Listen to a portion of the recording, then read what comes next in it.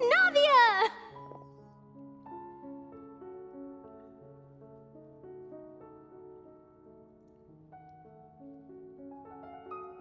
Oh, it's you. What brings you all here? Hey, we're just having a look around. I'm here to update myself on how things are going here. Oh, the Fatui are here too! Let me introduce you. This is Mr. Garunt Snežević. He represented the Knave in sending us a large amount of supplies, and is helping with our work. Our residents are hard at work as well. Thanks to everyone, work is progressing nicely. We've lost a lot of people, but we're moving forward. That will have to be enough. Hello, Miss Charlotte. I'm a big fan of yours. I especially like that article you wrote last year about Fontaine's stray cats. But if you don't mind, could you not emphasize our role too much in your report? It's not charity we're doing here. We just happen to share the same interests as the Spina. I get where you're coming from. I'll keep it as simple as possible. Or would you be willing to feature as friendly neighbors? That would be fine. Thanks. Oh, you're back too. How are things? We finished laying down the construction materials. It'll be another hour before the workers are able to go over there. Huh? You're here too, Clarence? Well, her reputation's greatly risen after that whole duel business with Miss Farina. So she's here in Poisson to wait out the heat. All right. She really came here to help me out. There's too much to consider in the reconstruction of Poisson. The Spina has need of more decision-makers. And, well, I do already happen to be connected to Mr. Callis. Oh, wait just a moment. Do you mind me asking a few questions? You know, about how you felt before the duel, about what it was like facing down a god. There's lots of exciting material there, I bet. Forget it. I'm sure you can find a better theme than that, Miss Charlotte. I see you're the same as always. Couldn't you do me a favor, for Navia's sake? Well, if we're talking about doing things for my sake, you might as well just take a few more photos of me. Or of the Traveler. It's better than wasting time persuading Chlorand at any rate. Of course I will. I'm not gonna let him off that easy. All right, then everyone who wants to be in the photo, gather up. And smile.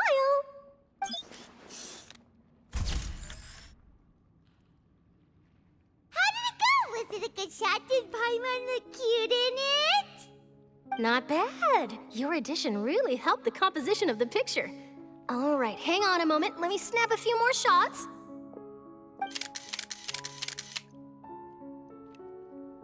All right, that should do it. I'll be back here later anyway, so let's call it a day.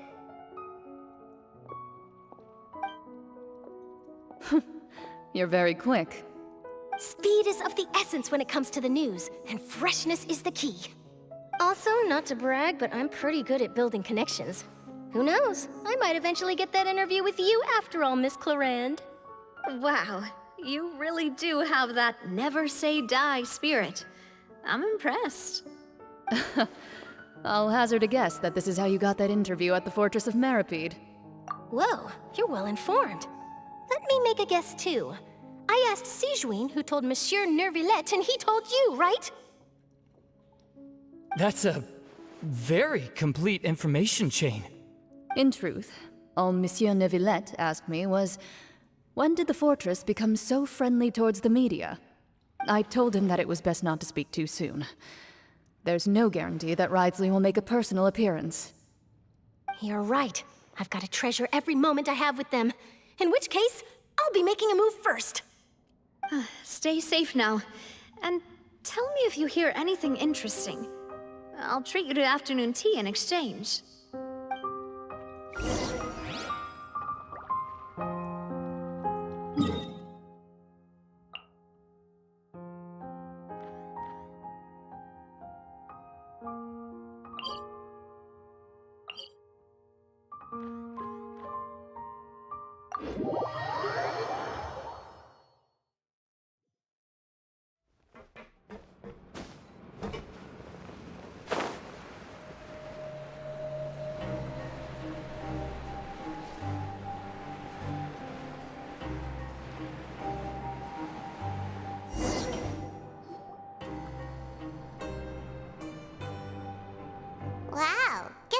again, huh?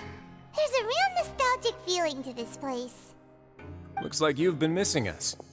Duke! Did you come all the way to the entrance to greet us? Of course. I'm here to welcome you and our dear Miss Charlotte, whom our good head nurse recommended to me. It's an honor to finally meet the much-rumored Duke. Thank you for consenting to my visit to the fortress, sir. No need to thank me. But that said, I shouldn't be the focus of your interview. I trust you recall our agreement? Of course, of course. All right then, this way.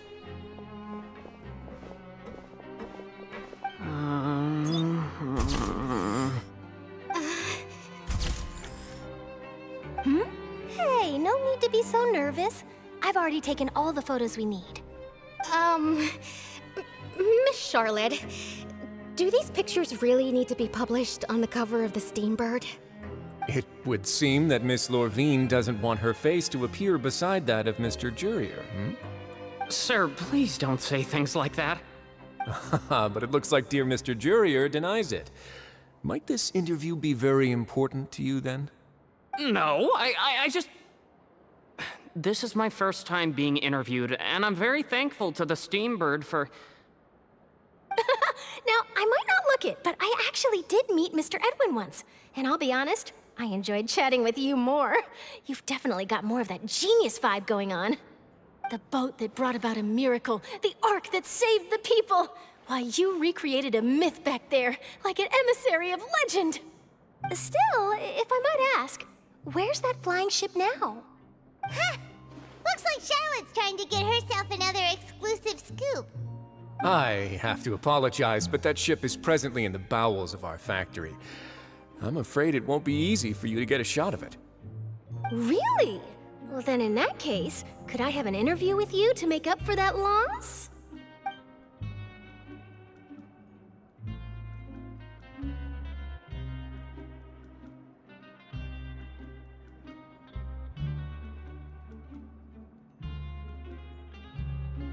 You already know my answer, I'm afraid. Best you interview our head nurse instead. Or perhaps you'd like to take another photo of this couple of researchers? Did you really have to use the word couple? Well, then, 2 solo photos will do. Is my hair messed up? Please, someone help me have a look. Things sure are getting pretty lively here. We've seen this kind of thing before. Oh, seems like everyone's here. Would any of you like to try this new drink I came up with? Ah, Siegeween. Hey, Miss Charlotte.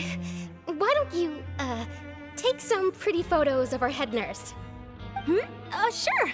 Come on, Miss Siegeween, over this way. Let's find a brighter spot. Huh? Sure. Do I have to smile? So, how have things been at the fortress?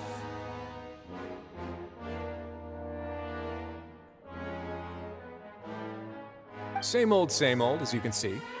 Fontaine's undergone some changes, but this place is still more or less the same. Other than that flying ship, it got a tad too much attention, I think. That's why I decided to let the interview go through. We should direct more public opinions toward the behind-the-scenes heroes. Am I right, Mr. Jurier? Miss Lorvine? You're too kind, sir. I believe that you too should have your day in the sun. Not that you would want that, which is a pity. I'll just leave the spotlight to you two.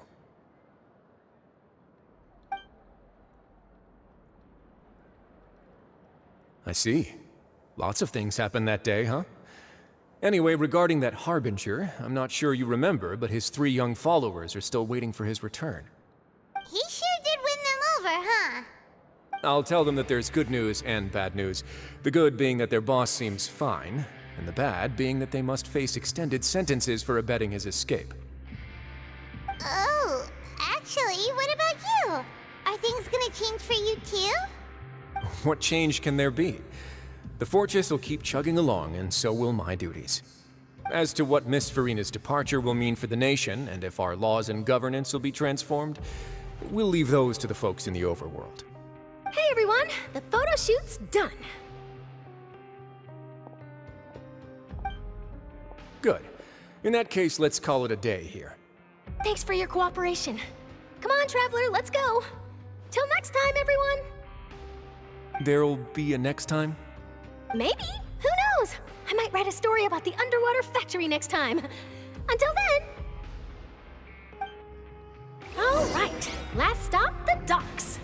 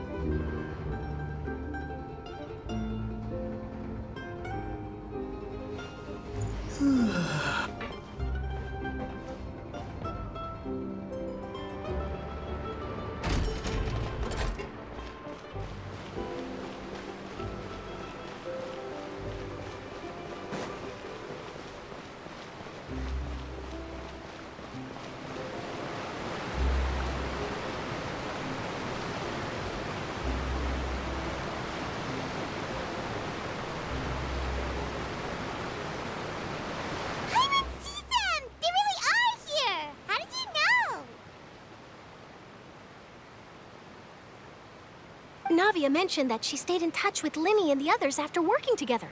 Apparently, they've been at the docks distributing these strange pockets the whole time since.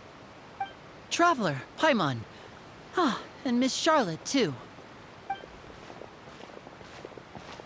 Would you like a magic pocket? What sort of gadget is it? It's a wondrous bag that can be used to carry many things. The water level has returned to normal, but if you see any of your things floating around, you can use this to carry them. Or you could trick a friend into doing it for you. Trick a friend? I wonder which of my friends would fall for that.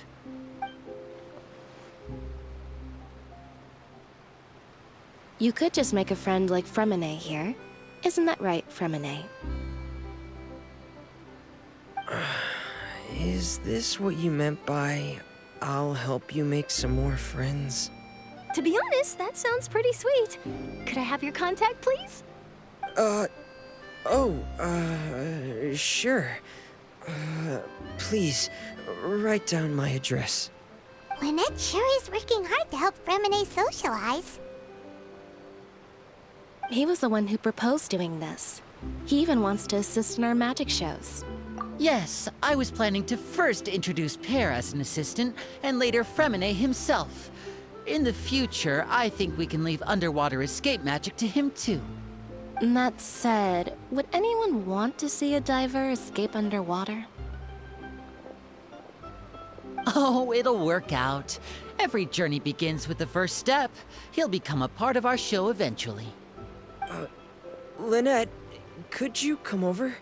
Miss Charlotte says she wants to take a picture of us. Got it. My, that Charlotte is rather perceptive. She got rid of everyone the moment she realized I had something to say to you. So, how have things been, Traveler? Father says that you did a great deal during the latest events. She's very grateful for your contributions to Fontaine. That's all right. We were more than happy to help. So, what's she doing now? Oh, I guess you haven't heard. Well, after Lady Farina left, Father and Monsieur Neuvillette opened negotiations, during which he gave Fontaine's gnosis to her as a diplomatic gift. A diplomatic gift? A gnosis? Yes, I was quite surprised at first myself. But when I thought it over, there were actually a number of things going for it. It could have been done as an apology for the incident with Lord Child, or as thanks for his help in tying the all-devouring narwhal down. Furthermore, Father did also lend significant aid to Fontaine and Poisson. Well, that's true, but this is a gnosis we're talking about. Doesn't this seem a bit irresponsible? I would agree, but I've also heard that it seems that Monsieur Neuvillette has had a significant change of heart regarding the matter. So there's some reason for this that only Neuvillette knows about? I suspect you'll have to ask him about that yourself. Ah, yes, speaking of which, I did see him strolling around the entrance to the Fortress of Meripede a while back. Isn't he real busy and stuff? Paimon didn't think he'd have the time for that. But back to the topic. The Gnosis was given to the Knave, right? What about Child? They say that he's returned to Snezhnaya to recover from his wounds. I hear that the recent disaster really did a number on his health. That's true. When you think about it, we've had loads of run-ins with the Fatui. To think we'd be allied with them this time. So shocked by such a simple switching of sides?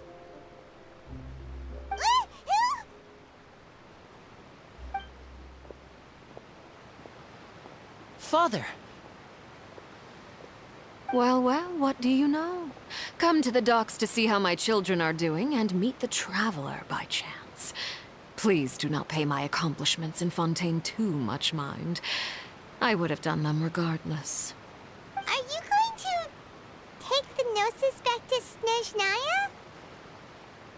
That is our duty as Harbingers, yes. Don't be too preoccupied with sides. The goal of the Fatui concerns not a single place or person, but the entire world. With such a grand goal in mind, it is inevitable that we must wear many masks. Switching my masks is something I've always done. Well, that depends on many things. No one truly knows what the future holds. What good is honesty if you can't rely on it forever?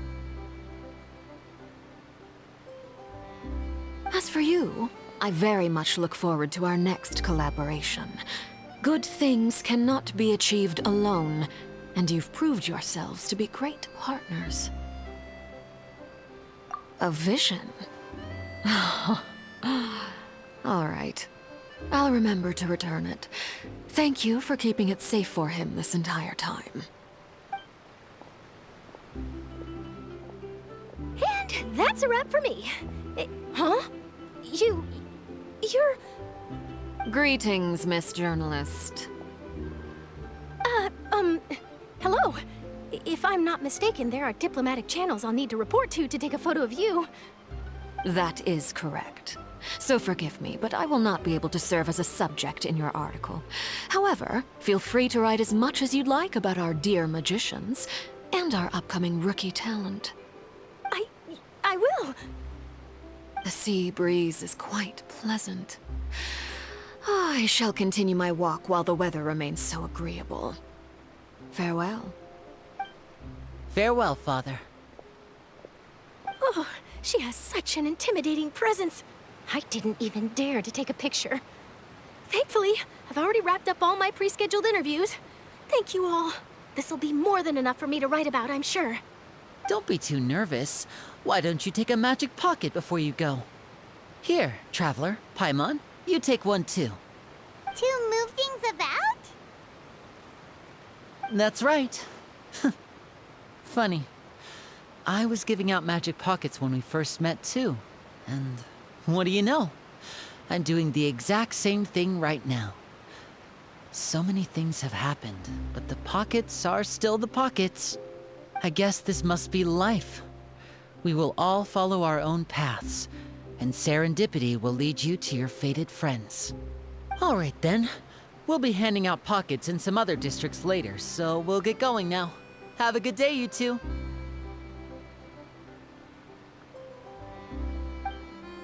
Well, guess we sent Charlotte off. Shall we go see how Neuvillette's doing?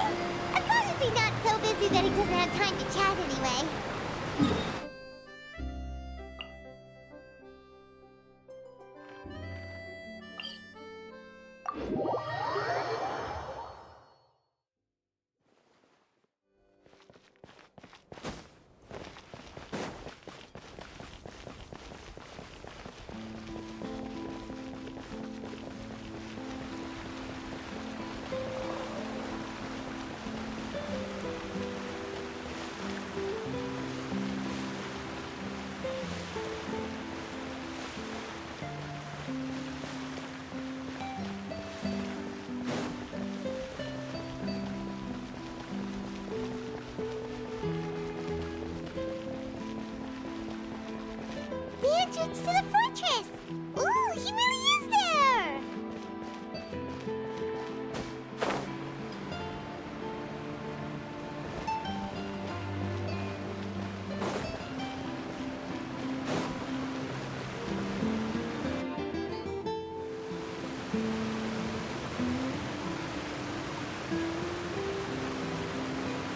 So, you really are here, Neverland!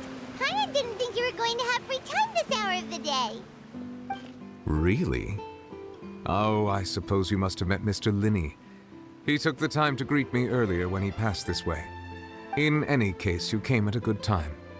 I was just considering reaching out to you to set up a meeting, so I may explain some things that I haven't had the time to before. Aw, Paimon's glad that you remembered. Thank you for keeping us on your mind, what with you being busy and all. Alright, let's have it then. How was Fontaine actually saved? The whole business is still quite the mystery to us. It is strange how words can often leave a bitter taste in the mouth when it finally comes time to say them out loud.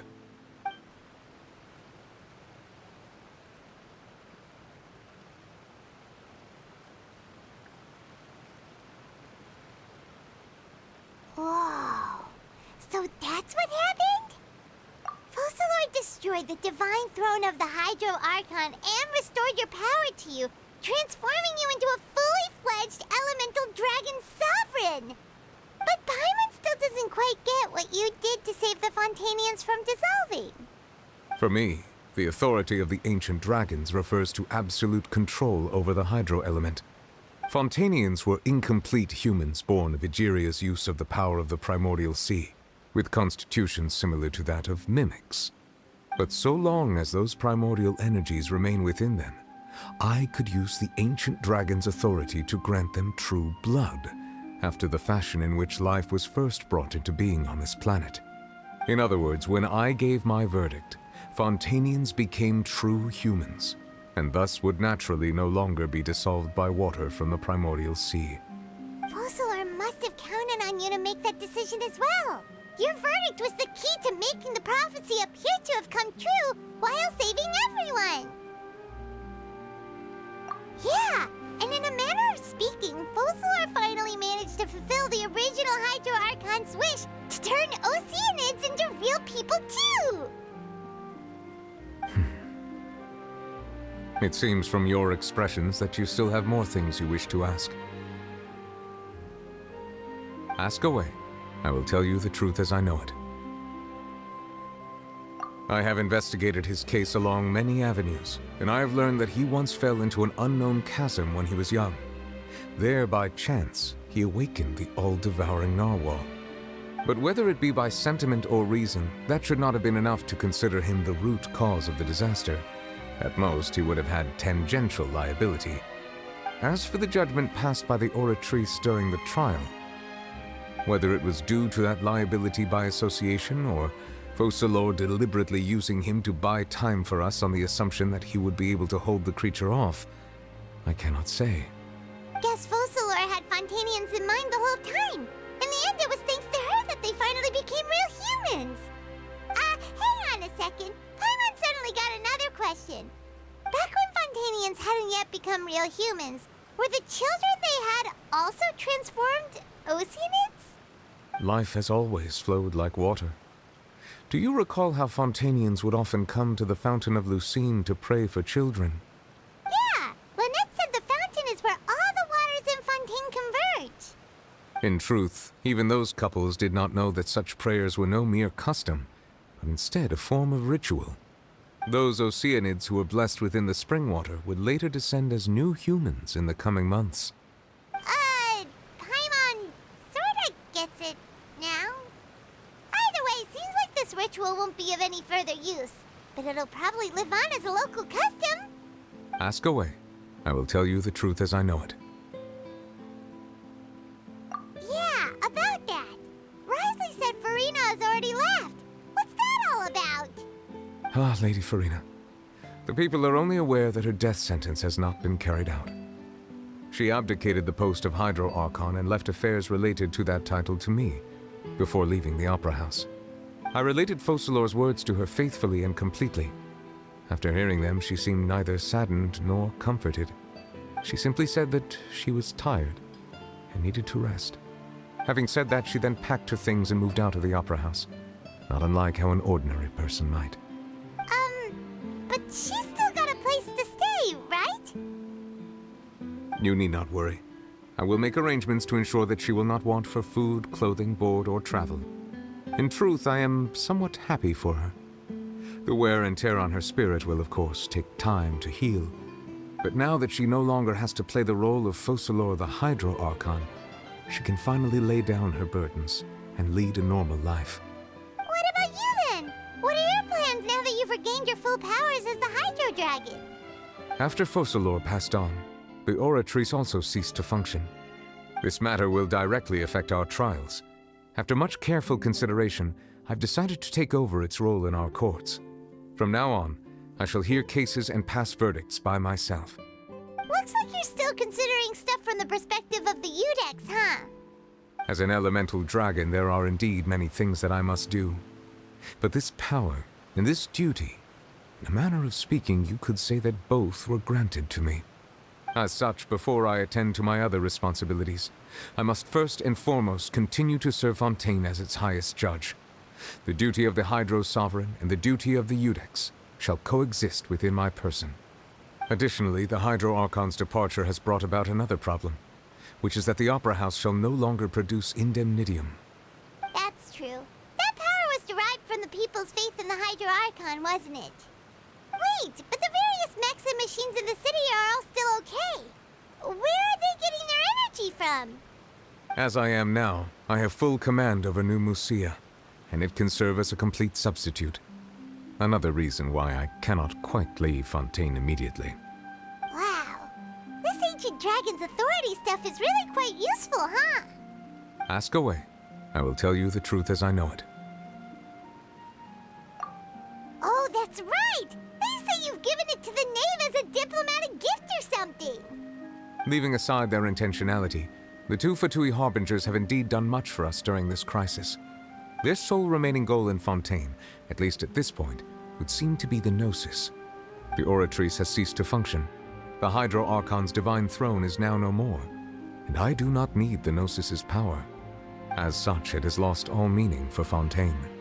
If the Fatui have impure designs, then we might as well accede to their request now, and avoid unnecessary conflict.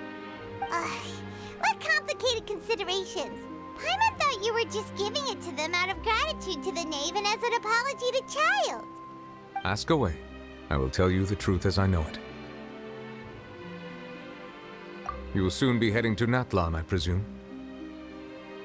I'm afraid that I have little talent as a travel guide, so all I can do is tell you what I know about that land. As far as I'm aware, Natlan can be said to be a nation of dragons.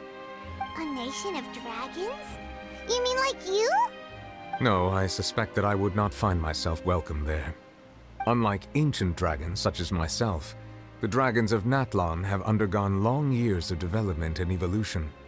Large numbers of them have entered a form of coexistence with humanity. Natlan is also the nation of war. War ravages those lands like an undying flame. There is one other piece of information I got incidentally from my negotiations with the Knave that I believe may be useful to you. The Harbinger known as the Captain has thrown his hat into the endless ring of war. The Captain. Sounds like a real tough customer. Seriously, everywhere you look, there's a Fatui Harbinger doing their thing. I suggest that you fully prepare yourself before going to Natlan. In the meantime, Fontaine's doors will always be open to you. Ask away. I will tell you the truth as I know it. Hang on a sec. Paimon's still got a question about the Gnosis. When we spoke to Linny earlier, he mentioned that your attitude towards giving away the Gnosis had clearly changed. We guessed that there might be some reason for it that only you were aware of. No wonder the House of the Hearth is the Fatui's intelligence division. They are certainly sharp. So regarding this specific issue, I was just getting ready to share something with you. What is it? In truth, I exchanged some further words with that lady named Skirk after sending you two back to the surface. It went something like this.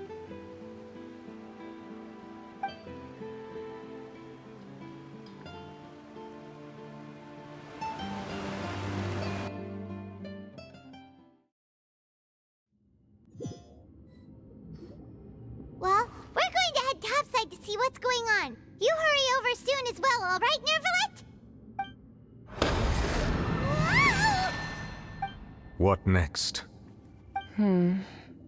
The all-devouring narwhal isn't here, so I'm no longer getting any interference. I can finally catch the scent of your power, what it's made of. It is the authority of the planet's primordial dragons, but with something very similar to a god's curse mixed in. It's quite a novel blend. I'm sure I've encountered something like this before. What was it again? I do not know what you speak of. Of course. How could I forget? You should have the remains of the third descender on your person, yes? Remains? I've never heard of any such thing. According to your parlance, I believe it may be called a gnosis. Well, that much is true. After Focalor's divinity faded, she handed her gnosis to me. But I fear I have never heard of it described in the manner that you just did. I've been training with my master, the Fowl, ever since I was young, and I have never returned to the surface since. So most of the information I possess, I got from him. It is only natural for those who are greater than humanity to possess a different sort of common sense, which is why there are so many problems in our attempts to communicate with humans. Regardless, you should probably get rid of objects of misfortune to prevent any disasters from befalling you. To live in itself is a blessing. But once a person dies, the bonds he once had with this world shall all turn to curses. What do you mean by that? No need to fret. These are just my personal thoughts, and my reason for no longer wishing to return to the surface. This third descender you refer to, who are they? And when did they die? Master never mentioned them to me. Perhaps it just wasn't that important for me to know. If you're interested, though, I could ask him. I'll be sure to pass the answer on to you next time. Next time? You believe we will meet again? I do. Wait. I have a disciple of my own, don't I? He can be the messenger then.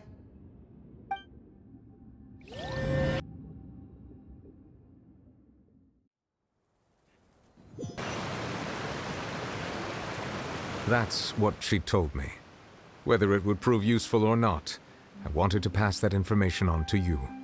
The remains of the third descender? So that's what the Gnosis actually are. Paimon just thought they looked like chess pieces. How could they be a person's remains?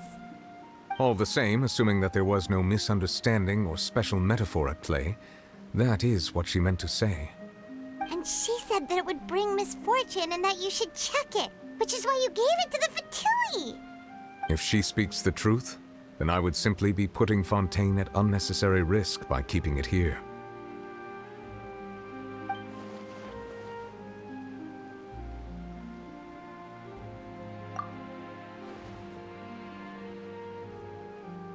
I had guessed that you might already be familiar with this concept, but I did not expect you to be one of them.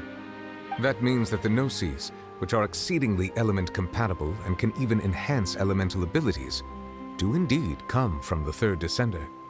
I wonder, does your body also possess similar properties? Like being able to use elemental powers without a vision! That does sort of count as special compatibility, right? No, let's not think about this stuff right now. It just feels creepy. Comparing the Traveler to the dead third descender and all. That's what you say, but this topic still feels like bad luck. Once Child recovers, let's get some more answers out of him. Or go look for his master and get the answers that way. I too believe it unwise to make too many blind guesses when information is lacking. The same is true of being at court. All right. Whatever the case, it seems like the crisis here in Fontaine's over for now. Yes. All of Focalor's efforts were for this moment as well. But she sacrificed herself in the end as a god, and she suffered through all those years as a human. Was that really what she wanted? I suppose that would be the mystery of a god's will. I suspect not. But once in a while, I too would guess that if wishes were like the clouds in the sky, they will one day return to the earth as raindrops. Life flows like water, and rain is the final answer. The water levels may sometimes tilt one way or another, but the rain falls fairly upon all. And what, ultimately, is the difference between the rains that fall upon all of us?